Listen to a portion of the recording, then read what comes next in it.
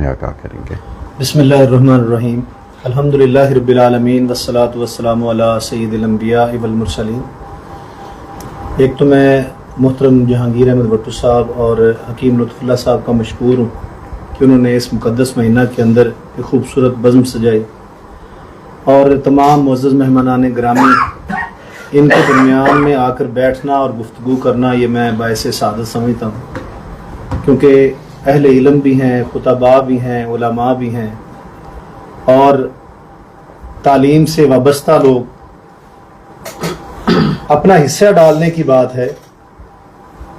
علم کا جو مقام ہے یا اس کی جو ابتدا ہے وہ انسان کی تخلیق سے ہی ہو گئی تھی۔ جی، اللہ تعالیٰ نے جو حضرت آدم علیہ السلام کو فرشتوں پر برتری دی وہ علم کی بنیاد پر دی تھی، اور اگر اس کی انتہا دیکھیں تو آخری نبی حضرت محمد رسول اللہ صلی اللہ علیہ وسلم، آپ پر جو وحی کی ابتدا اقرا سے ہوئی، اس میں بھی پڑھنے پڑھانے کی بات ہوتی ہے۔ مسلمان اصل میں اپنے مقام کو بھول چکا۔ آج کی جو صورتحال ہے یہ بڑی پریشان کن ہے۔ ہم خوش نصیب ہیں پیدائشی طور پر کہ اللہ تعالیٰ نے ہمیں امت محمدیہ میں پیدا فرمایا ہے، ورنہ یقین مانیے جو حالات ہم یونیورسٹیز کے اندر دیکھتے ہیں، لبرلزم کے نام پر، الحاد کے نام پر، تو اگر اللہ نہ کرے ہم کسی اور مذہب، دین یا کسی مسلک کے گھر میں پیدا ہوتے تو شاید ہم دین کی تحقیق بھی نہ کرتے اور شوق بھی نہ ہوتا کہ اسلام کوئی اتنا پیارا دین ہے، ہمیں اس کی طرف رجوع کرنا چاہیے۔ اسلام کے اندر ہوتے ہوئے بھی ہم تحقیق نہیں کرتے تو نہ مسلمانوں کے گھر میں پیدا ہوتے تو شاید یہ کوشش بھی نہ ہوتی۔ جبکہ انبیاء کرام علیہ الصلوۃ والسلام کی سیرت کو اگر دیکھا جائے نا تو انہوں نے زندگیاں وقف کر دی تھیں اللہ تعالیٰ کے بندوں کو اللہ سے جوڑنے کے لیے۔ نوح علیہ الصلوۃ والسلام کا تذکرہ آتا ہے، رب انی دعوت قومی لیلا و نہارا، کہ اللہ میں نے اس قوم کو رات دن ایک کر کے دعوت دی ہے۔ خود نبی مکرم علیہ الصلوۃ والسلام کی حیات طیبہ پر غور اگر کریں تو آپ صلی اللہ علیہ وآلہ وسلم کی ساری مقدس زندگی جو ہے نا وہ اللہ کے بندوں سے اللہ کا رشتہ جوڑنے کے لیے اور تحقیق کی بات ہوتی ہے۔ یہ غزوہ بدر کا ہم واقعہ سنتے ہیں، جو قیدی بنائے گئے تھے اور ان قیدیوں کو چھوڑنے کی جب بات آئی، یہ فیصلہ ہو گیا کہ ان کو آزاد کیا جائے، تو اس وقت جو ان سے جزیہ یا فدیہ کا مطالبہ کیا گیا اس میں سے ایک یہ بھی بات تھی کہ وہ مسلمان بچوں کو پڑھنا لکھنا سکھا دیں۔ اب یہ کوئی دین پڑھنا لکھنا نہیں تھا، وہ اس وقت کے جو دنیاوی علوم تھے نا جن میں وہ مہارت رکھتے تھے، ان سے یہ ڈیمانڈ کی گئی کہ یہ ہمارے مسلمان لوگوں کو تم سکھا دو، لہٰذا اس کے بدلے بھی تمہیں آزاد کر دیا جائے گا۔ اسی طریقے سے اگر ماضی میں دیکھا جائے یہ تسخیر کائنات ہے، سائنس کی جو بات کرتے ہیں، یہ سائنس تو ہمارے صبح جاگنے سے لے کر رات کے سوتے وقت تک ہمارے ساتھ جڑی ہوئی ہے، یہ کوئی الگ علم نہیں ہے۔ دین کا اس کے ساتھ بڑا گہرا تعلق ہے۔ قرآن و سنت میں بے شمار مثالیں موجود ہیں اس علم کو حاصل کرنے کے لیے اور تذکیر کائنات کے لیے۔ جیسے کہ مسعود الشریف صاحب فرما رہے تھے کہ اللہ تعالیٰ نے، انبیاء نے تو اس کائنات بہت بڑی ہے، 7 بر اعظم ہیں، 5 بڑے بڑے اس کے اندر سمندر ہیں، اور پہاڑی سلسلہ اتنا ہے کہ دنیا کی بلند ترین چوٹیاں ماؤنٹ ایورسٹ جیسی 28 سے 30 ہزار فٹ بلندی والی، اور اگر دوسری طرف سمندروں کی گہرائی کی بات کر لیں تو اتنی گہرائی ہے میرینا ٹرینچ کے اوپر کہ وہ ساری جو چوٹی 28 سے 30 ہزار فٹ والی بلندی والی ہے، وہ اگر اس گہرائی والے سمندر میں پیسیفک اوشن کے اندر رکھ دی جائے وہ ساری کی ساری چوٹی اس کے اندر غرق ہو جائے۔ یہ تسخیر ہوئی ہے، اس پر کام ہوا ہے، لیکن کام کیا یہ کنہوں نے؟ ہم آج اتنے غفلت کا شکار ہو چکے ہیں۔ اس وقت اس کمرے کے اندر جتنے بھی گیجٹس ہم استعمال کر رہے ہیں نا وہ بھی ہماری ایجادات نہیں ہیں۔ ہم کیوں نہیں کر سکے؟ آج ہم اسکولوں سے وابستہ لوگ ہیں، سائنس کا پیریڈ ہم نے لگایا ہوا ہے، شاید ہی کوئی اسکول ہو جس کے اندر سائنس کا پیریڈ نہ ہو، شاید ہی کوئی ایسا کالج جس کے اندر سائنس کا پیریڈ نہ ہو۔ ہم تو اسکول اور کالج کے اندر سائنس لیب بھی صرف بورڈ کے وزٹ کے لیے بنوا رہے ہوتے ہیں کہ بورڈ کی ٹیم نے آنا ہے اور وہ آ کر وزٹ کرے گی تو سارا سامان رکھ دیا جائے۔ حتیٰ کہ بعض تعلیمی ادارے تو سامان ادھار لے لیتے ہیں کہ میرا وزٹ ہے تو ایک دفعہ لا کر رکھ دیں، ان کا وزٹ ہو گیا تو اٹھا کے لے جانا۔ پچھلے 2 سالوں کے اندر پریکٹیکل کے نمبر ختم کر دیے گئے تھے، پریکٹیکل ختم کر دیا گیا تھا، تو اسکولوں نے سائنس لیب کو تالے لگا دیے اور بچوں کو پریکٹیکل کروانے چھوڑ دیے کہ چلو جی جب جس کے نمبر ہی نہیں ہے تو پھر پڑھا کے کیا کرنا۔ تو میرے عزیز بھائیوں گزارش یہ ہے کہ ہر کام کیا ہم نے نمبروں کے لیے کرنا ہے، ہر کام ہم نے دکھاوے کے لیے کرنا ہے؟ اتنی بڑی زمین کے اندر اگر ہم ریگستان کے اندر چلے جائیں تو اس کی عجائبات پر ساری زندگی کھپ جائے، ہم کام کرتے رہیں وہ ختم نہیں ہوگا۔ ہم پانیوں پہ کام کرنا شروع کر دیں، زندگیاں ختم ہو جائیں گی۔ پانیوں کی تحقیقات اور تخلیقات اور اس کی جو مخلوقات ہیں ان پر کام کرتے رہیں، ختم نہیں ہوگا۔ اسی طریقے سے یہ اتنی بڑی جو زمین ہم کہتے ہیں، اگر ہم اپنے سولر سسٹم کے اندر دیکھتے ہیں نا، تو یہ سولر سسٹم کے اندر ایک چھوٹی سی حیثیت رکھتی ہے۔ ہمارا ایک چاند ہے زمین کے اوپر جو اس کے گرد گردش کرتا ہے، تو کئی ایسے سیارے ہیں جن کے اپنے 100 سے زیادہ 250 چاند اپنے ان سیاروں کے موجود ہیں۔ اچھا، پھر یہ سارے چاند اور سورج کے سامنے یہ ایک نقطے کی حیثیت رکھتے ہیں۔ سورج اتنا بڑا ستارہ ہے، اب سورج کو جو ہم بہت بڑا سمجھتے ہیں، اتنا بڑا ستارہ جو پوری کائنات کا محور اور مرکز بنا ہوا ہے، یہ سورج ایک اور ستارہ ہے جس کے سامنے ایک نقطے کی حیثیت رکھتا ہے۔ اس طریقے سے یہ سلسلہ بڑھتا بڑھتا کوئی صرف ایک دو نہیں، کروڑوں لاکھوں اربوں ایسے ستارے اور سیارے موجود ہیں جو اللہ نے تخلیق کر رکھے ہیں اور انسان ان کی تحقیق کی جستجو میں لگا ہوا ہے۔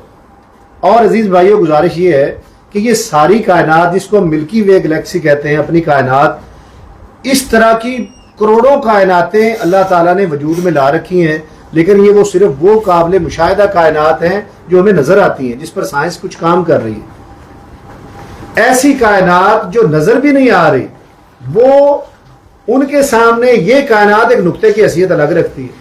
تو میرے کہنے کا سارا مقصد یہ ہے کہ ہم جو انسان ہیں، اللہ اور اس کے رسول کے ماننے والے، ہمیں تحقیق کا حکم دیا گیا ہے، تدبر کا، تفکر کا۔ قرآن بار بار کہتا ہے، قرآن حکیم کے اندر کتنی بار کہا گیا افلا یتدبرون القرآن۔ ہماری اپنی مسلمانوں کی جو کتابیں ہیں، ابو علی سینا کی کتاب القانون فی الطب 600 سال تک یورپ کے طبی اداروں کے اندر پڑھائی جاتی رہی۔ ہم ان کے واقعات تو آج کوٹ کرتے ہیں، لیکن ہم خود تحقیق کی طرف نہ بچوں کو لے جانا چاہتے ہیں، نہ اپنا کوئی شوق ہے۔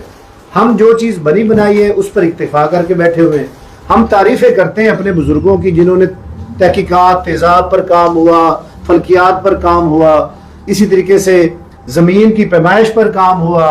مسلمانوں نے بڑے بڑے علم کیمیا دان پیدا کیے، بڑے بڑے ریاضی دان پیدا کیے، لیکن یہاں پر ایک بڑی ضروری بات یہ بھی ہے کہ یہ جو مسلم سائنٹسٹ بنے تھے، یہ کون سی یونیورسٹی سے بنے تھے، یہ کون سے کالج سے بنے تھے، کون سے اسکول سے بنے تھے؟ یہی مدرسے کا سسٹم تھا جہاں پر یہ علماء اور سائنسدان پیدا ہوتے تھے۔ ہر عالم دین علم طب کا ماہر بھی ہوتا تھا، باقاعدہ اس کو ریاضی حساب کا علم بھی پڑھایا جاتا تھا۔ جب سے ہم نے یہ طبقات بنائے، مدرسے کا نظام، اسکول کا نظام، پرائیویٹ اسکول کا نظام، سرکاری اسکول کا نظام، الگ الگ نظاموں میں منقسم ہو کر سارے نظاموں کے اندر بہتری کی ضرورت ہے۔ ہمیں خود مدرسے میں پڑھنے کی موقع ملا۔ یہ دو طبقے بن چکے ہیں معاشرے کے اندر علم کے لحاظ سے۔ جب اسکول، کالج اور یونیورسٹی میں پڑھتے تھے، فریدیہ کالج میں میں پڑھتا رہا ہوں، گورنمنٹ کالج ساہیوال میں پڑھتا رہا ہوں، اس وقت جو میری سوچ تھی یا ہم جیسے نوجوانوں کی سوچ ہے، اس وقت بھی کالج یونیورسٹی تھے، وہ علماء کو، مدارس کے لوگوں کو ایک مولوی طبقہ گردانتے ہیں اور کہتے ہیں کہ یار ان کا دنیا میں کوئی کردار نہیں ہے، یہ صرف مسجد، محراب، منبر تک محدود ہے، اور دنیا میں جو بھی مسائل ہو جائیں یہ نہ خود اس میں حصہ لیتے ہیں۔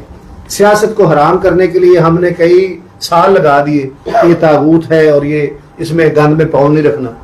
اسی طریقے سے دیگر سائنسی جو ایجادات ہیں اس کے حوالے سے بھی ہم سائنسدانوں سے نفرتیں کرتے رہے کہ یہ بھی باطل، یہ بھی طاغوت، یہ بھی گندا۔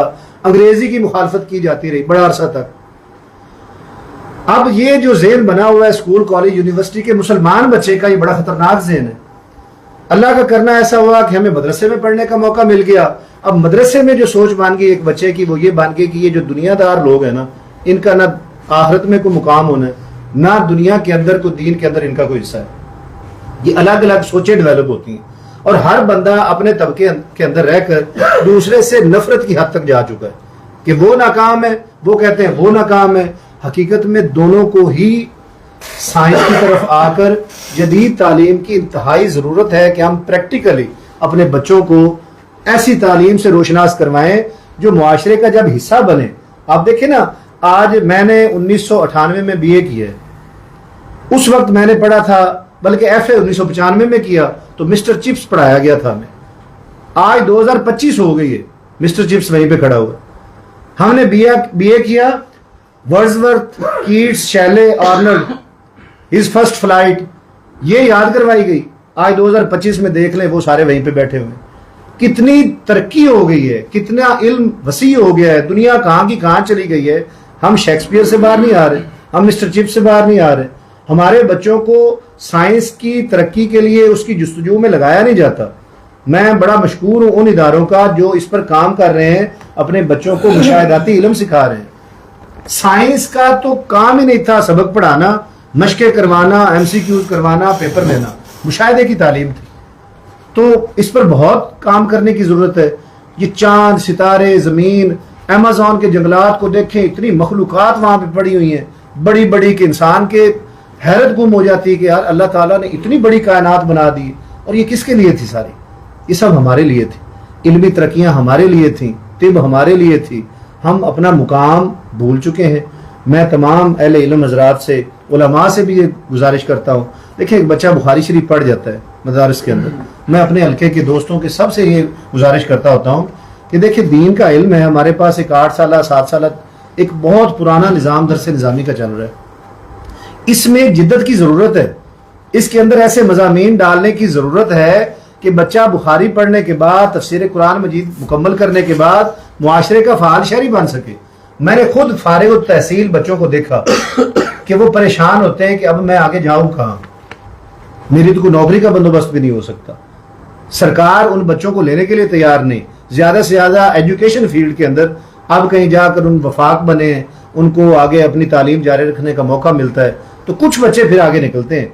कितने बच्चे मदारस में पढ़ने वाले अपनी तालीम मुकम्मल करने के बाद मुआशरे की नज़र हो जाते हैं।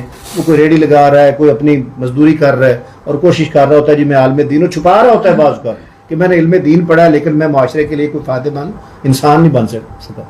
इसी तरीके से स्कूल कॉलेज को देख लें, PhD तक डॉक्टर हम बन जाते हैं लेकिन इजादात हमारी कोई नहीं है। हम कोई नई चीज़ के बारे में प्रोग्राम नहीं बनाते होते।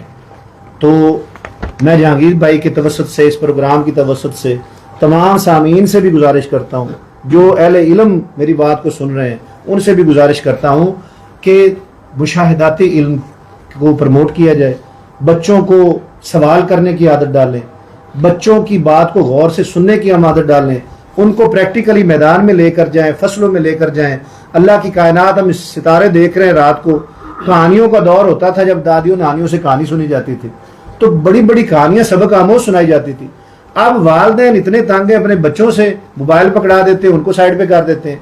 बच्चा हकीकत में मोबाइल के रहमो करम पे पल रहा है। हम अपना वक्त नहीं देते। स्कूल के अंदर एक रिवायती निसाब तालीम मुकर्रर हो चुका है, ये नस्ल बर्बाद हुई जा रही है। तो यही गुजारिश है कि साइंस का इल्म प्रैक्टिकली मुशाहिदाती तौर पर हर मदरसे का भी हिस्सा होना चाहिए, हर स्कूल का भी हिस्सा होना चाहिए और बच्चे हमारे इंशाल्लाह एक नस्ल पर हम काम कर लें कि इजादात की तरफ आ जाएंगे। आप सबका मशकूर हूँ। अस्सलाम वालेकुम। जी व्यूअर्स, अगर आपने अभी तक हमारा चैनल सब्सक्राइब नहीं किया तो सब्सक्राइब कीजिए और साथ में दिए गए घंटी के बटन को ज़रूर दबाइए ताकि अपडेट्स आपको बाकायदगी से मिलती रहें।